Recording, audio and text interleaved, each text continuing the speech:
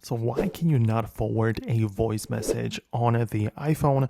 So let me talk about it and potentially show you the solution to it. If it's your first time here, make sure you subscribe to Foxtecc, and that way you'll never miss anything important. So of course, in your messages app of the iPhone through iMessage, you can send the voice memos or voice messages without an issue, but seemingly there isn't like any official way to forward it. You can hold it down on the message, but it only lets you to reply or save it to voice memos or whatever. But there is also the more option below. When you click on more, you can see that you have, in fact, the ability to click on the forward icon. So you can select even more messages, right? So it doesn't have to be just a voice message, whatever. You can also delete it, but we want to click on the arrow pointing to the right, which indicates the sharing. And right now, the same voice memo is part of the text bubble, and I can share it and send it with literally anyone I know. So the point is that you cannot technically forward it. It's just been kind of like hidden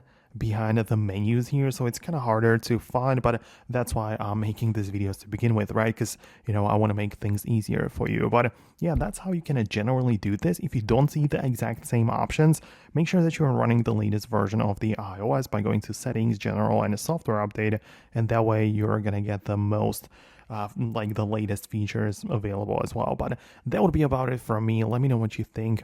Subscribe for more, and I'll talk to you in the upcoming tutorials and videos as well.